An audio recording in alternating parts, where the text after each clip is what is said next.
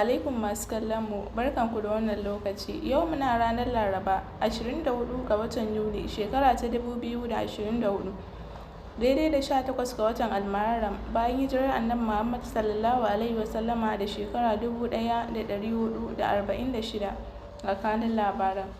A yau za ku ji cewa shugaba Bola Ahmed Tinubu na son tsawaita wa'adin shugaban 'yan sanda har zuwa shekara ta 2027. Daga ƙetare kuma za ku ji yadda zabtarewar ƙasa sakamakon ruwan sama ta kashe mutum fiye da 200 a Ethiopia.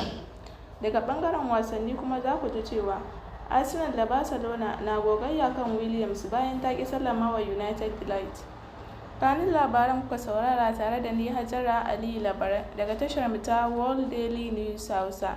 Yanzu kuma ga cikakkunsu.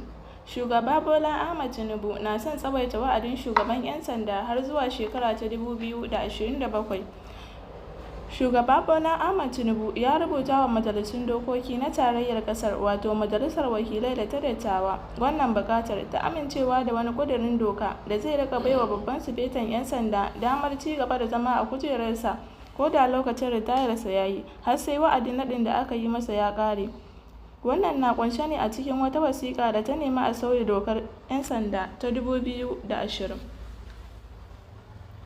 Yanzu kuma za ku ji yadda zabtarewar ƙasa sakamakon ruwan sama ta kashe mutum fiye da 200 a Ethiopia.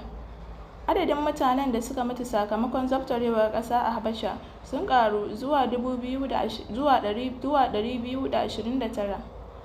Jami'ai a gundumar Gofa sun faɗa a BBC cewa ana ci gaba da aikin ceto amma ana fargabar adadin zai iya ƙaruwa. Sannan kuma tuni aka kai waɗanda suka tsira da rayukansu asibiti. Sannan za ku ji yadda bincike ya gano gagarumin cin zarafin yara da nakasassu a New Zealand.